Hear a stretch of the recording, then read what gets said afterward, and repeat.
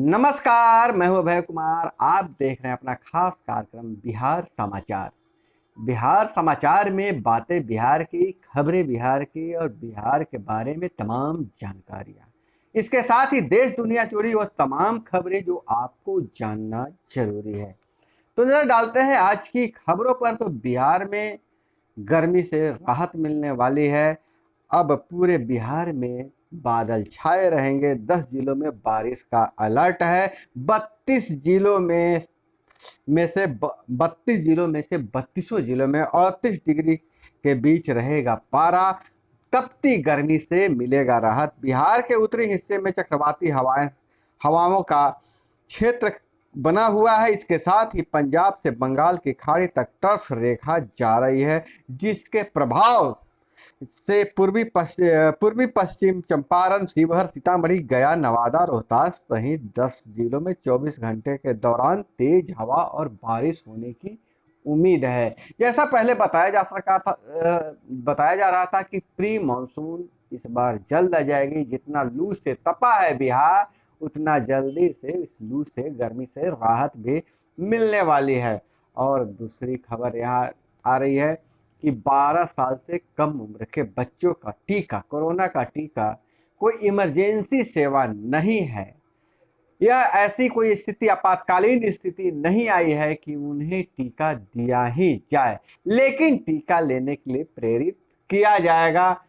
बच्चों में संक्रमण का गंभीर असर न होने से विशेषज्ञ ने चेताया। 12 साल से कम वाले बच्चों को टीका लगाने की इमरजेंसी नहीं। तर्क यह दिया गया है कि बच्चों को अभी टीके की जल्दबाजी क्यों किया जा रहा है, और दूसरा तर्क यह है कि अभी अध्ययन हो कि कौन सी वैक्सीन ज्यादा प्रभावी है। और तीसरी बात यह है कि छोटे बच्चों को सब बीमारियों का टीका नहीं दिया जाता है। कुछ जो उनका इम्यूनिटी सिस्टम है, प्राकृतिक रूप से बुस्ट होने का, बढ़ने का मौका दिया जाता है। और बड़ी खबर यह आ रही है नेपाल से, हमारे पड़ोसी देश नेपाल से, जिससे बिहार भी प्रभावित होता है। 50 लाख लोग विदेश में रहते थे, नेपाल के 42 लाख लौट आए तो संकट में आ गया है नेपाल। सबसे ज्यादा मार बिहार पर ही पड़ने वाला है।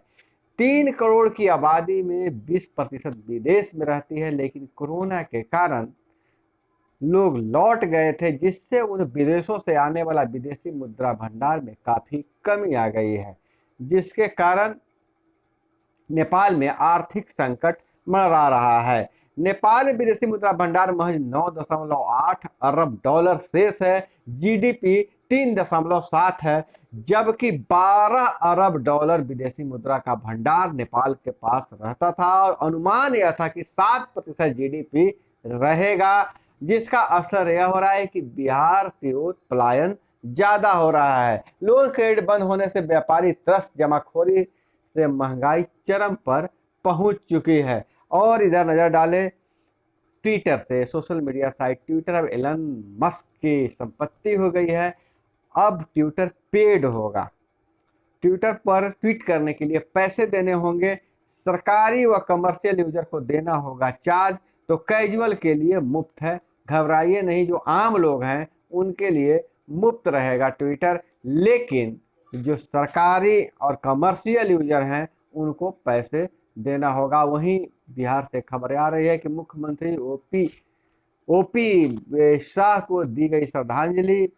मुख्यमंत्री ने दिया ओपी शाह को श्रद्धांजलि और कहा उद्योग की उन्नति में ओपी शाह का सराहनीय योगदान रहा है, और नीतीश सरकार का ध्यान विकास व सद्भाव पर है।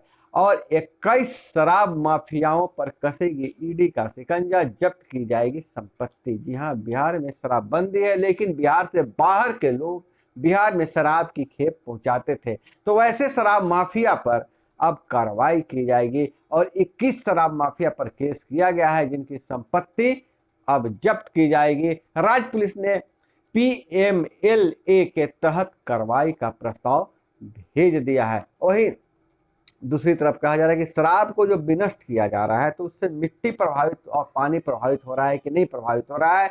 तो अध्ययन में यह पता चला है कि शराब विनिष्टीकरण से पर्यावरण, मिट्टी और पानी में प्रदूषण नहीं होता है।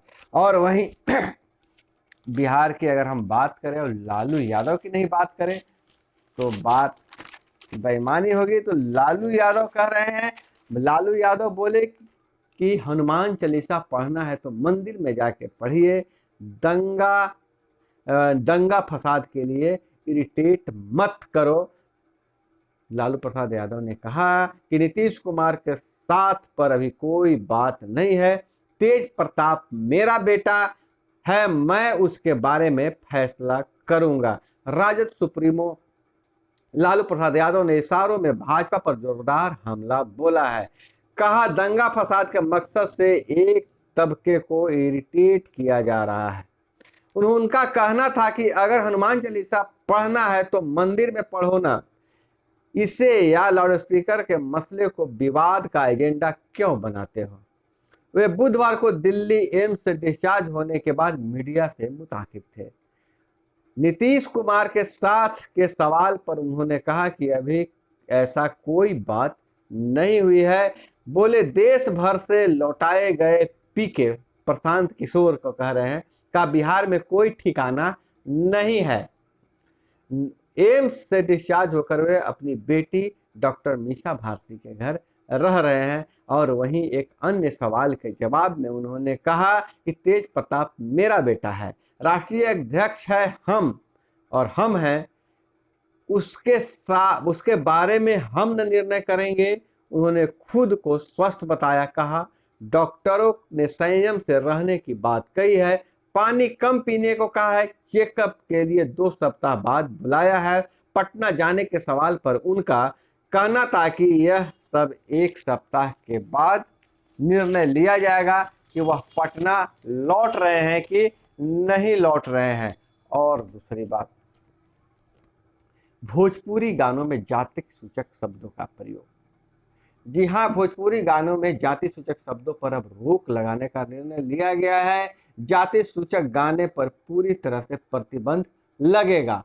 अब किसी भी भोजपुरी गाने में किसी जाति का नाम नहीं लिया जा सकेगा। बिहार के कला संस्कृति मंत्री आलोक रंजन झा ने कहा कि निश्चित रूप से गानों के माध्यम से या बोलचाल के माध्यम से हर जगह जाति की चर्चा नहीं होनी चाहिए। जैसा कि आपको हम बता रहे हैं कि भोजपुरी गानों में जाति सूचक शब्दों का जमकर प्रयोग होता है और एक दूसरे को नीचा दिखाते हैं। चाहे वो गाने का बोल यादव जी का बेटा हो, पांडे जी का बेटा हो, बनिया गुप्ता जी का बेटा हो, इस तरह के गाने के बोल चल रहे हैं जो समाज में वैमनस्य फैला रहे हैं और एक तरह से महिलाओं को प्रताड़ित करने की बात की जा रही है। और शिक्षा रोजगार की बात करें तो इंटर कंपार्टमेंटल परीक्षा संपन्न, मैट्रिक की परीक्षा आज से शुरू हो गई है। मैट्रिक कंपार्टमेंटल परीक्षा में राज्य के 114 केंद्र बनाए गए हैं। राज्य में कुल जो है 57,817 परीक्षार्थी शामिल होंगे। आज गणित और विज्ञान का परीक्षा होगा और आज 10वीं गणित और कल 12वीं की सोशियोलॉजी की परीक्षा होनी है। और मोतिहारी से खबर आ रही, बहुत बड़ी खबर आ रही है कि थाने से 300 मीटर दूर पूर्व मुखिया के पुत्र व ठेकेदार की गोली मारकर हत्या। 3 घंटे से अधिक समय तक रही सड़क जाम। प्रशासन के खिलाफ लोगों ने की नारेबाजी और घटनास्थल पर लगी रही है पुलिस। सड़क व बांध के लिए 6 किसानों ने जमीन दान दे दी। 500 एकड़ में खेती होगी आसान। यह पिपरपाती की खबर है। और तीसरी खबर जमुई से आ रही है। 3री कक्षा की छात्रा से 5 युवकों ने सामूहिक दुष्कर्म किया। छात्रा की स्थिति गंभीर है। और सुपौल से खबर आ रही है, व्यवसायी के घर डकैती, 15 लाख के जेवर और नकदी लूटे। अपराधियों ने गृह स्वामी को लाठी और रॉड से पिटाई किया है। और इधर खबर पर हमने डाले अन्य खबरों पर तो ऑस्ट्रेलिया के चुनाव में चीन और महंगाई छाई मुश्किल में स्कॉट। प्रधानमंत्री स्टॉक को विपक्षी लेबर पार्टी से मिल रही है कड़ी चुनौती। और यूरोप में महामारी का रूप लेता जा रहा है मोटापा। धूम्रपान को पीछे छोड़ कैंसर की बड़ी वजह बन गया यह मर्म, मोटापा बड़ा बन गया। और मोदी की यात्रा की बात की जाए तो मोदी ने कहा, हम दुनिया की समृद्धि और विकास में अहम योगदान दे सकते हैं। नॉर्डिक सम्मेलन में आर्थिक बदहाली, क्लाइमेट चेंज पर फोकस किया जा रहा है। और इधर बात करें अगर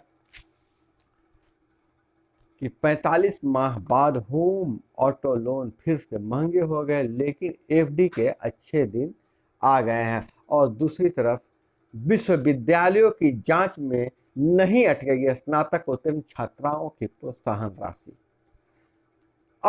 अब भी विश्वविद्यालय के जांच के लिए अटके हैं 1,82,000 आवेदन, 1,82,000 आवेदन। यहाँ ले सकते हैं आप पूरी जानकारी, उनके पोर्टल पर, विभागीय वेबसाइट पर पूरी जानकारी ले सकते हैं। और नए पोर्टल पर रिजल्ट अपलोड किया जाएगा। विभाग बना रहा है नया पोर्टल, जून से लिए जाएंगे आवेदन। विश्वविद्यालय का मानना है कि जांच में नहीं अटकेगा स्नातकोत्तर छात्राओं की प्रोत्साहन राशि अटकने वाली नहीं थी। यह है और तमाम खबरें जो आपको जानना जरूरी है। इसी तरह से खबरों के लिए जुड़े रहिए हमारे साथ। अपना बहुत बहुत ख्याल रखिएगा। मिलते हैं अगले वीडियो में। जय हिंद, वंदे मातरम।